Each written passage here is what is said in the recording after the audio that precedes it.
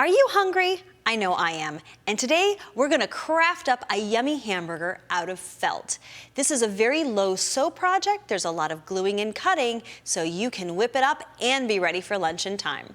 You're gonna need a few items to make this craft happen, including some light brown felt and dark brown felt, and then other colors, just scraps are necessary to make your condiments, some nice firm batting, glue, some straight pins and a needle and thread, scissors, and maybe some clothespins to help hold it all together. So the first thing we're gonna do is cut circles, lots and lots of circles. And we'll have them all on our website if you wanna download and print them out, or I've got the numbers here for you. So we're gonna start off by making the outer part of the bun by cutting two 7-inch circles. And you can probably stack them together and pin them and do them. Let me see here if this pin wants to work for me. There we go, okay. So I'm gonna go ahead and actually cut through 2 layers at once. And this felt is a nice firm felt, but it's not so thick that you can't do it.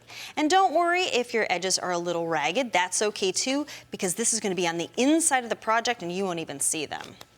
So we'll cut it out just like so. Ta-da! All right, so this is the outer part of the hamburger. Now we're gonna go ahead and cut 5.5-inch inner circles for the inside of the hamburger bun. And so you're gonna make 2 of those. Then we're gonna cut a 4.5-inch circle of this puffy foam. And this is so puffy and thick. It's gonna be what gives our hamburger bun some loft. And I'm just using my thumb, but if you felt like that was a little much, you could pin it or use a clothespin to hold the pattern in place, like this. And even though it's thick, it's still pretty easy to cut. But if it's a hard time, then ask an adult to help you. There we go. Okay, now what we're gonna do is actually assemble our bun, and we're gonna do 2 of these. So I'm gonna show you one and then you'll make another one. So we're gonna start off by knotting our thread and doing a running stitch. And a running stitch just means up and down and up and down. And you don't have to be really close together for that because it's a basting stitch, so we can pull it up and gather the fabric. So I'm gonna make a little sample here so you can see. We'll go far enough so that I can start to pull it and you can see how the fabric curves. Like this. Now also with this stitch, you don't even have to go up and down each time. Let me show you a little trick. If you put your needle in, you can just weave it back and forth on the tip and get 2 or 3 stitches in and then pull it taut. It really does make it go pretty fast. All right, so now what we're gonna do is, if I hold it down on the table, I can show you if I pull, do you see how it starts to curve?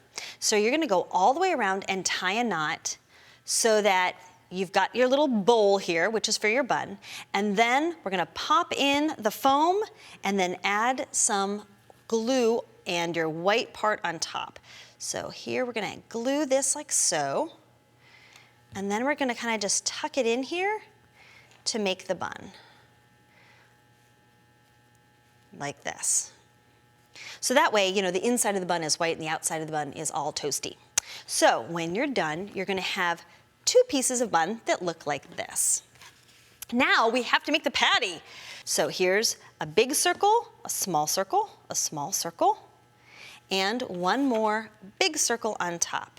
And you see how we can just go around the edge like this and add the glue. You'll press it together and then either pin it or clothespin it so it holds all together. Now, what's a hamburger without some condiments? So if we want, we can take some green felt and make a wavy edge the same way that lettuce is wavy. We can do the same thing with little blobs for ketchup or mustard. And I'll show you a really cute way to make an onion slice in just a second. So we'll have this to put on. Oh, don't forget the cheese. Don't hold the cheese. All you need are yellow squares for that. And here we go with our onion. So what I did is I layered a white sheet of felt and off-white.